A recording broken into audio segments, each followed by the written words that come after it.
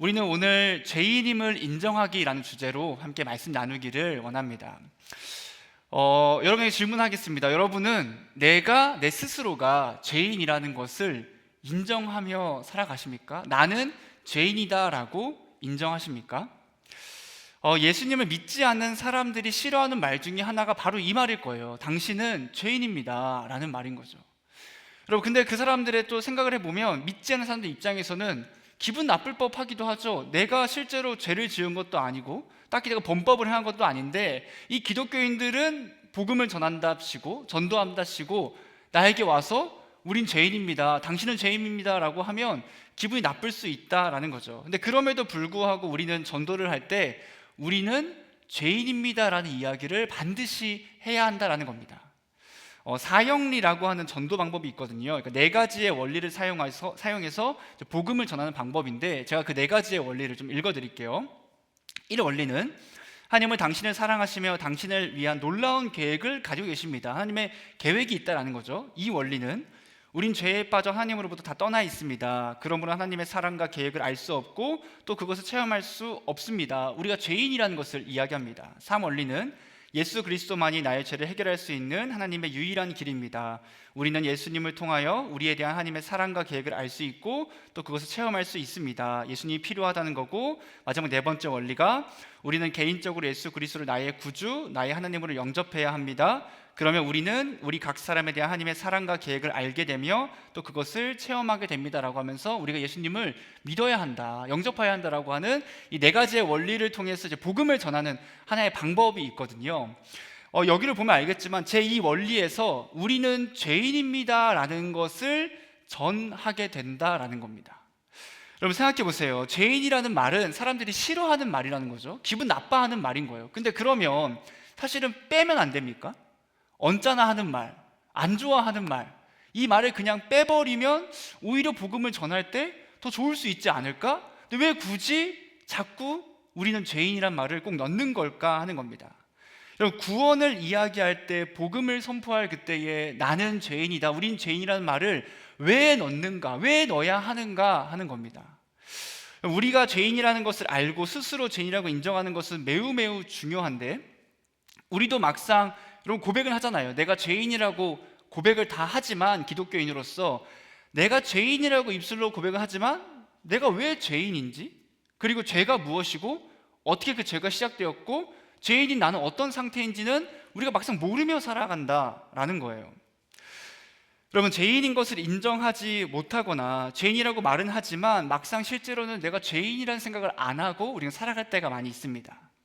오늘 말씀을 통해서 우리가 죄인인 우리의 모습을 바로 보는 시간 되기를 원합니다. 그리고 우리가 죄인임을 인정하고 그 인정함으로 말미암아 하나님의 그 은혜를 누리는 시간이 되기를 소망합니다. 오늘 본문은 3장 말씀인데 2장 말씀부터 좀 보면 죄와 연관된 하나의 나무가 나오게 됩니다. 이 나무를 아는 것이 매우 중요한데, 창세기 2장 8절과 9절 말씀 우리 한번 같이 읽어보겠습니다. 여호와 하나님이 동방의 에덴에 동산을 창설하시고 그 지으신 사람을 거기 두시고 여호와 하나님이 그 땅에서 보기에 아름답고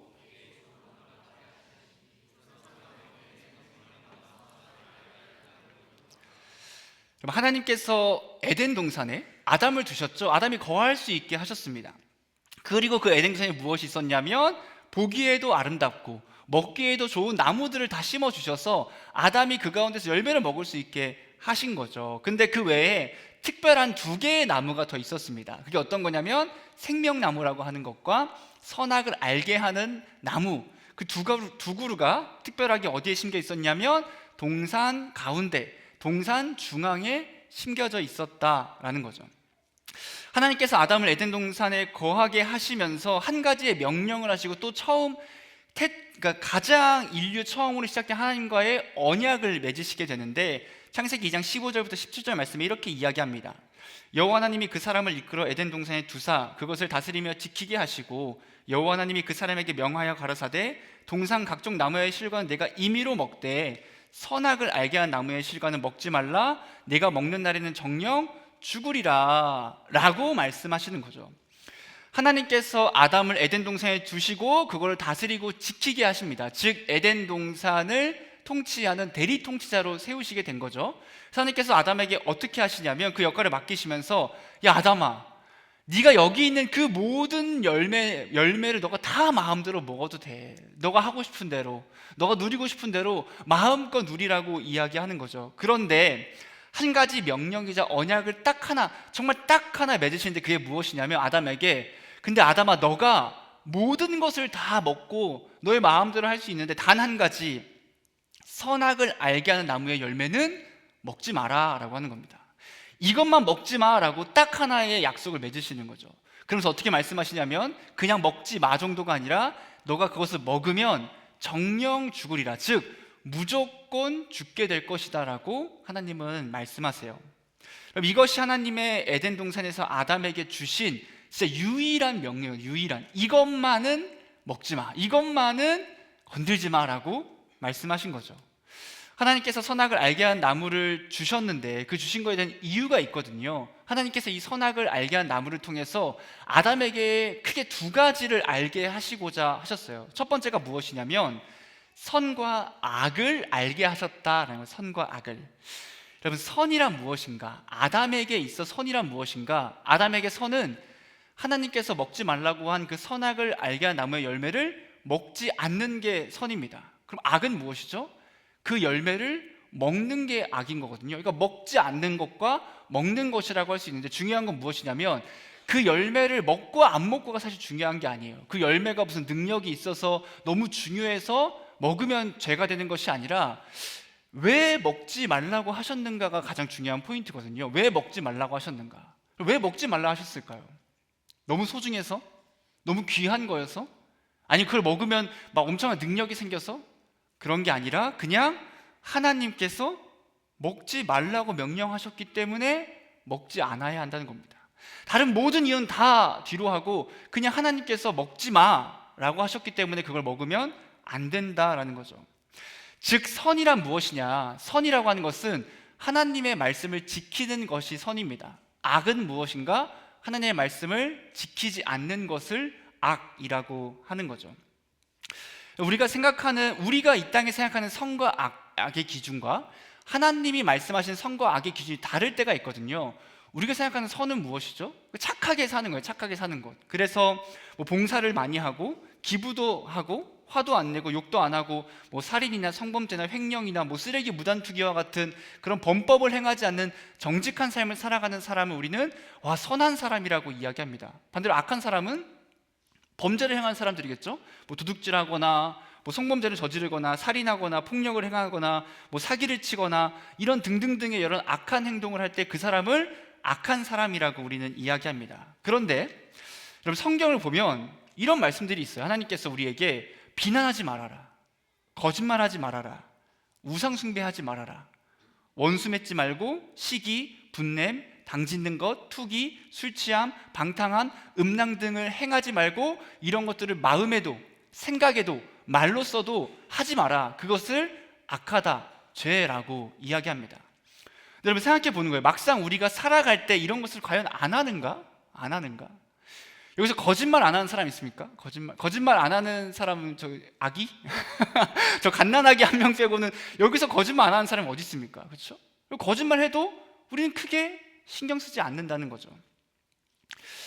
또 살아가다 보면 우리가 거짓말뿐만 아니라 뭐 화를 내기도 하고 팔을 짚기도 하고 뒤에서 욕을 하기도 하고 하나님보다 돈을 더 사랑하기도 하고 뭐 타로, 사주, 운세 등의 우상을 섬기기도 하고 뭐 음란한 생각 등 다른 사람들의 마음을 상처를 주는 등의 여러 가지 행동들을 하거든요. 근데 이런 것들을 죄라고 안 하는 것은 정도만 지킨다면, 그러니까 어느 정도의 정도만 지킨다면 사실 우린 그거를 죄라고 하지 않습니다. 여러분, 뒷담한다고 누가 감옥에 데려갑니까? 물론 정도를 넘어서게 하면 뭐 고소할 수 있겠지만 우리가 모여서 막 누구 막 뒷담하고 욕한다고 그거를 감옥 가지 않는다는 거죠. 여러분, 사주, 타로, 운세한다고 범죄입니까? 화를 낸다고 죄인이라고 합니까? 술을 먹는다고 해서 사람들이 너 왜 술 먹어? 너 왜 범죄라고 하지 않는다는 거예요. 오히려 술을 먹지 않으면 니 왜 안 먹냐고 오히려 더 뭐라고 하는 모습이 있죠. 여러분, 세상은 그렇거든요. 세상은 그런 걸 죄라고 여기지 않거든요. 거짓말하는 거, 방탕한 거, 좀 음란한 거, 내가 좀 나쁜 말 하는 거, 사람들은 크게 개의치 않습니다. 그런데 하나님의 기준에선 그렇지 않다라는 겁니다. 하나님은 그런 것들을 악하다, 죄다라고 말씀하시는 거죠. 그러니까 세상에서 말하는 선악과 하나님께서 말씀하신 선과 악은 그 정도의 차이가 분명히 있다라는 거예요. 그럼 우리의 기준은 세상에서의 기준, 우리의 감정의 기준이 아니라 하나님의 말씀이 우리의 기준이기 때문에 결국은 선이라는 건 무엇이냐? 하나님께서 하라는 것을 하고 하나님께서 하지 말라는 것은 하지 않는 것. 비난하지 마라, 원수 맺지 마라, 하지 않는 것, 사랑하라, 긍휼히 여기라 라고 할 때 하는 것이 선입니다. 반대로 악은 뭐죠? 하라는 것을 하지 않는 것, 하지 말라는 것을 하는 것, 비난하지 말라고 하는데 비난하는 것, 사랑하라고 하는데 사랑하지 않는 것이 악이다라는 겁니다. 하나님께서는 이 선악과를 통해서 선과 악이 무엇인지 알려주시는 거죠. 두 번째로 그 선악과를 통해서 하나님께서 온 우주의 왕시고 그 주인이심을 아담에게 그리고 우리에게 알려주게 됩니다. 여러분, 생명나무와 선악을 알게 한 나무는 동산 가운데 있었고 동산 중앙에 있었거든요. 동산 중앙에 있다고 하는 것은 분명히 의도가 있다라는 거죠. 아담과 하와를 에덴 동산에 두시고 하나님께서는 그 에덴 동산을 아담과 하와가 정말 자유롭게 뛰놀고 먹고 싶은 거 먹고 정말 대부분의 모든 것을 다 하게 하셨거든요. 근데 그 가운데 딱 하나 하지 말라고 하신 것, 할 수 없는 것이 있었는데 그게 뭐냐면 선악을 알게 한 나무의 열매, 우리가 일명 선악과라고 하는 것을 먹지 마라라고 하시는 거예요. 그리고 아담과 하와는 그것을 누리면서 정말 기쁨을 가지고 살았을 거예요. 마치 모든 것이 다 자기들의 것 마냥 살았겠죠. 그런데 그것을 뛰놀고 쉬고 함께 하면서 그 동산 중앙을 바라볼 때마다 무엇이 있었냐면 선악을 알게 한 나무가 있었던 거죠. 그걸 보면서 어떤 걸 생각하죠? 저거는 내가 함부로 할 수 없는 거다라는 걸 알게 되는 겁니다. 그럼 뭘 알게 되냐면 이 에덴 동산의 주인은 내가 아니구나. 이 온 우주 만물의 주인은 내가 아니구나라는 것을 알게 하시는 겁니다. 하나님은 그 선악을 알게 한 나무의 열매 그 단 한 가지를 먹지 못하게 하심으로 말미암아 하나님께서 주인 되심을 알게 하시고 인간은 창조주가 아니고 인간은 피조물일 뿐임을, 그리고 인간은 무책임한 삶을 살아가는 것이 아니라 하나님께서 맡기신 그 삶과 그 삶에 대해서 책임을 다하며 살아가는 것을 알게 해주는 시험의 장치가 아니라 은혜의 장치라면 은혜의 장치. 오히려 그 선악과를 통해서 아담과 하와는 은혜를 누릴 수 있게 되는 겁니다. 나에게 이렇게 충만한 것을 하나님께서 주셨구나라는 것을 알게 되는 거죠. 그러면 아담과 하와가 선악과를 먹지 말라고 하는 그 명령이 있었지만 그것이 그들에게 사실 걸림돌이 되지 않았습니다. 그 불편함이 아니었다는 거죠. 아담과 하와는 하나님의 명령에 대해서 전혀 불만 없이 너무 행복하게 잘 살아가고 있었어요. 그런데 그들에게 그림자가 드리우게 되는데 그게 오늘 3장 말씀입니다.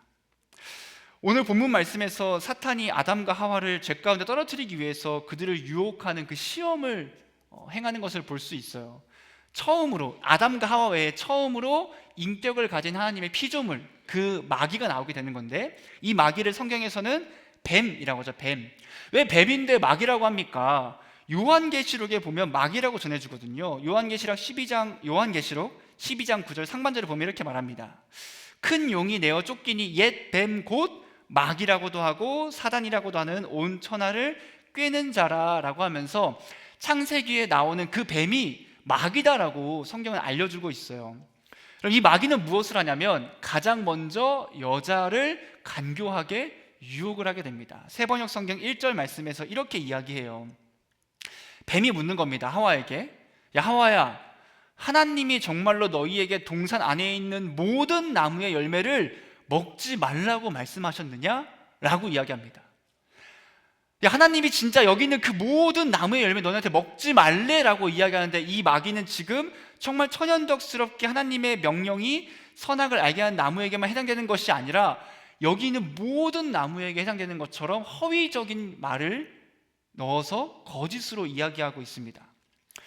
마귀의 그 이야기를 들은 하와가 원래 어떻게 반응해야 했을까? 사실은 대화 자체를 하면 안 되는 거거든요. 마귀가 있을 때 대화를 끊어버리고 쫓아내거나 멀리 했어야 하는 건데 이 출발점부터가 이미 좀 잘못되긴 했는데 그래도 뱀의 의도가 이상함을 느끼고 원래 하와가 해야 됐을 자세는 사탄아 물러가라, 뱀아 물러가라라고 하면서 그 뱀을 물리치고 멀리하고 떨어져야 했었거든요. 근데 하와가 어떻게 하냐면 오히려 그 마귀의 목소리에 귀를 기울이게 됩니다. 귀를 기울이게. 그리고 정말 친절하게 대답해 주죠. 하와가 이렇게 대답합니다. 하나님의 말씀을 왜곡하면서 아니다.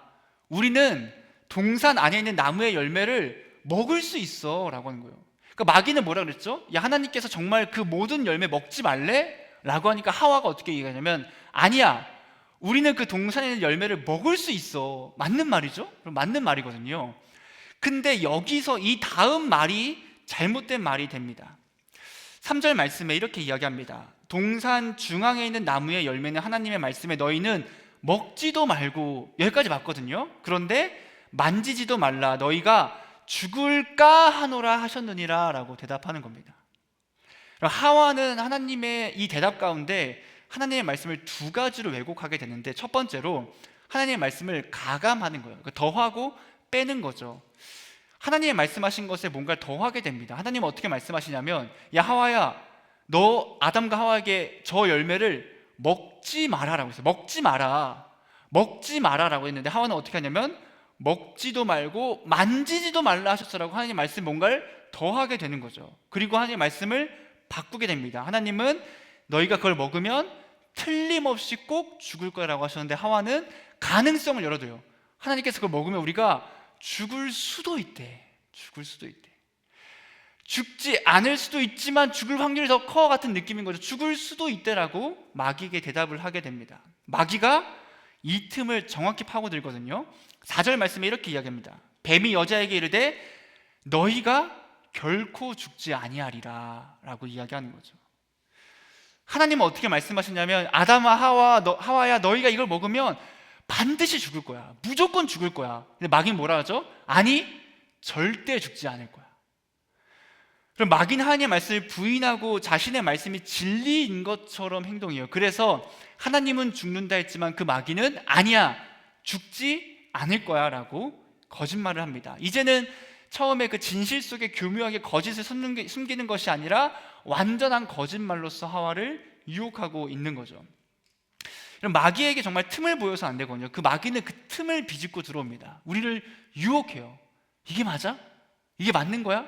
이렇게 되는 거야? 라고 유혹하게 되면 우리가 어떤 마음이 들죠? 의심이 생기게 됩니다. 의심이 생긴 다음에는 의심에서 끝나는 것이 아니라 하나님의 말씀을 완전히 거부하는 모습으로 나아가게 돼요.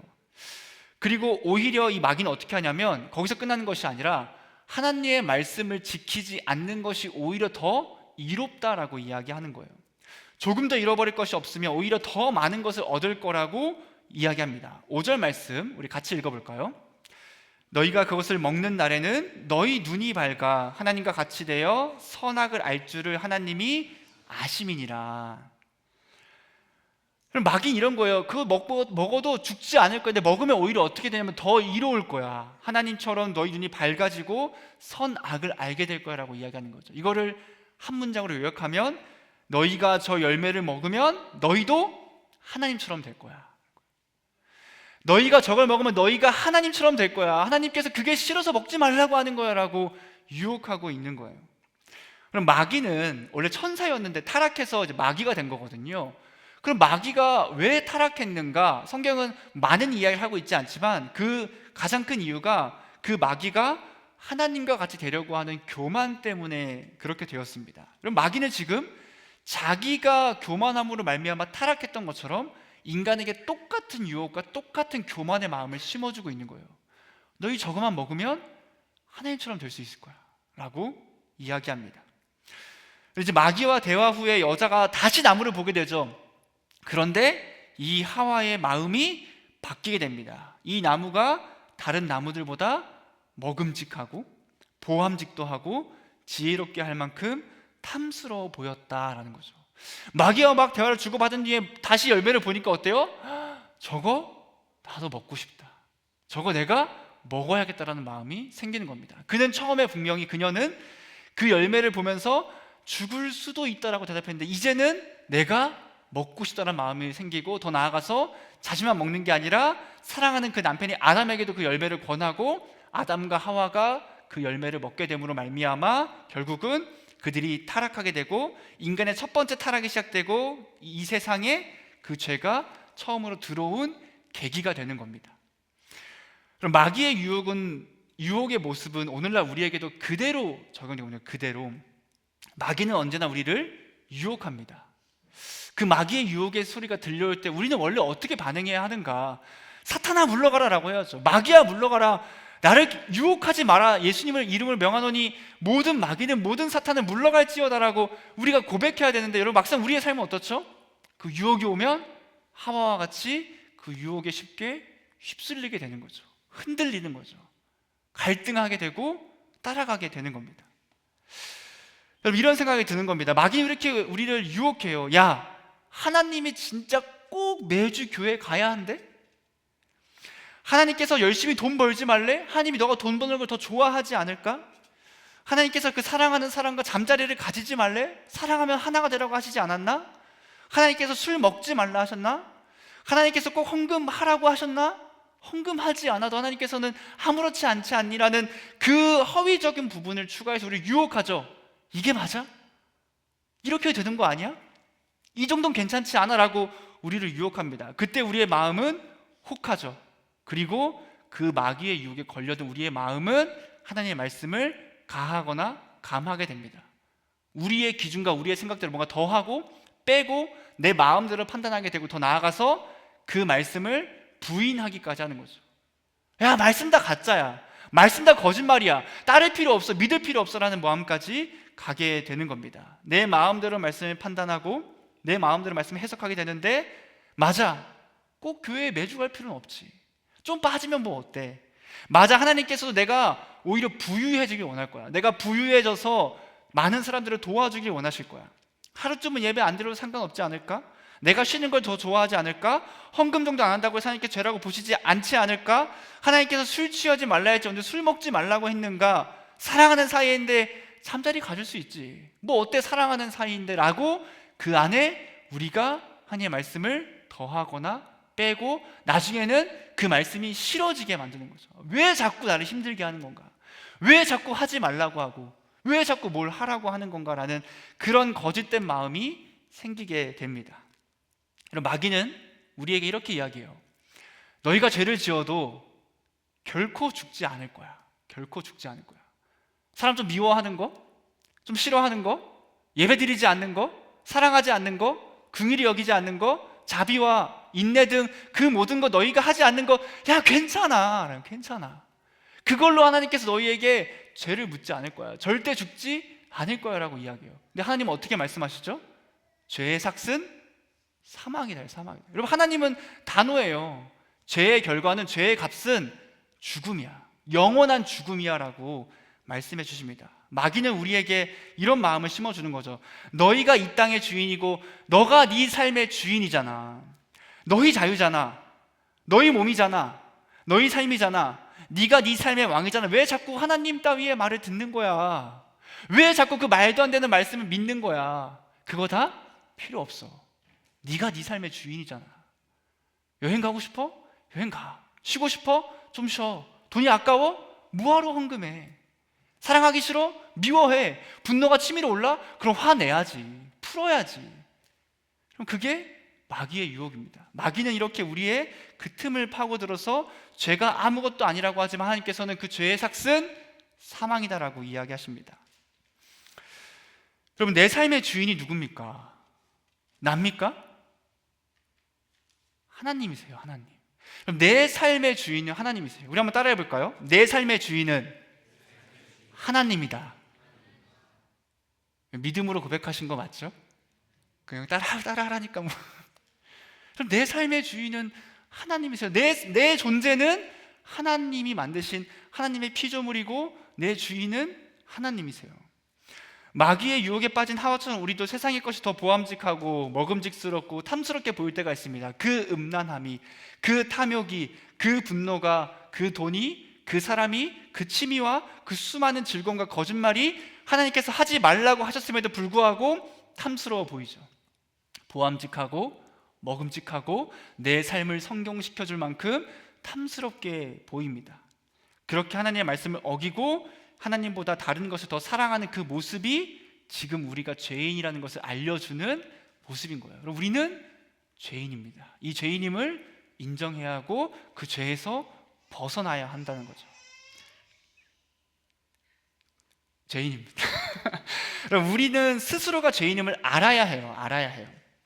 왜냐하면 은혜를 깨닫기 위해 가장 필요한 것이 무엇이냐면 내가 죄인임을 인정하는 것부터 그 은혜를 깨닫는 게 시작되는 거거든요. 그럼 이런 겁니다. 내가 죄인이 아니라고 생각하면 난 죄인 아니야. 나 죄 지은 게 없는데? 나 너무 착하게 잘 살았는데? 나 지금 기부도 하는데? 나 교회 봉사도 많이 하는데? 열심히 다니는데? 나 죄인 아닌데? 라고 생각한다면 뭐가 필요 없죠?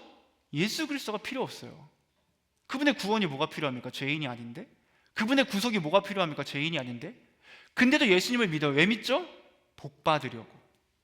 내 기도 들어서 내 삶 잘 지내려고 예수님을 부적처럼 믿는 거죠. 그런데 우리가 죄인임을 처절하게 인정한다면 그 죄에서 벗어나기 위해 몸부림치게 됩니다. 왜냐하면 죄의 결과가 죄의 삭시 사망임을 알게 된다면 그 늪에서 나오기 위해 몸부림치겠죠. 늪인지 모를 때는 그냥 빠져갔지만 이게 늪이라는 걸 알게 되면 거기에 빠져나오기 위해 몸부림칠 겁니다. 어떻게든 살기 위해서. 그런데 마치 죄는 늪과 같아서, 마치 족쇄와 같아서 내 힘으로는 절대 벗어날 수 없게 되는 거죠. 여러분, 트루먼 쇼라는 영화 있어요. 트루먼 쇼. 제가 진짜 좋아하는 영화인데 제가 한 5번을 본 것 같아요. 트루먼이라고 하는 주인공이 있거든요. 그 트루먼이 정말 그 뱃속에 있을 때부터 그 트루먼을 주제로 한 방송이 시작된 거예요. 그래서 이 트루먼이 어떻게 커가는지를 보여주는 건데, 문제가 무엇이냐면 그 트루먼이라는 사람은, 제가 만약 트루먼이면 저는 지금 이게 저를 향한 쇼인데, 그러니까 저를 관찰 카메라 하고 있는 건데 정말 모르는 거예요. 여러분들이 다 연기자인 거죠. 대박이겠죠? 내 삶이 다 가짜였다니. 여러분, 그런 거예요. 내 삶이 가짜인지 모르고 그냥 살아가는 거예요. 근데 누구까지 가짜냐면 내 친구, 내 이웃, 심지어 내 가족도 다 연기자인 겁니다.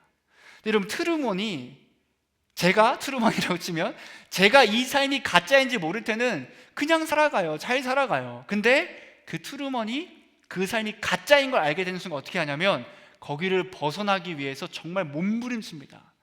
내 삶이 가짜였다고? 이 인생이 가짜였다고? 라는 것을 알게 된 순간 그것을 벗어나기 위해서 몸부림치게 되는 거예요. 우리가 죄인인지 모를 때는 우리는 그 죄인의 모습이 진짜인 줄 알아요. 난 원래 이런 모습, 이게 원래 내 삶이잖아 라고 벗어나려고 하지 않습니다. 그런데 예수님의 은혜로 말미암아 내가 죄인임을 깨닫게 되면 어떻게 되죠? 그 죄에서 벗어나기 위해서 그때야 비로소 몸부림치게 되는 겁니다. 내가 죄인임을 깨달을 그때에 비로소 그 죄에 대해서 벗어나기 위해 몸부림치지만 우리는 절대 우리 힘으로 벗어날 수 없어서 우리에게는 그 죄에서 구원해줄 구원자가 필요한 거예요. 내 힘으로 벗어날 수가 없으니까. 그 구원자가 다음 주에도 자세히 이야기하겠지만 바로 예수 그리스도신 겁니다.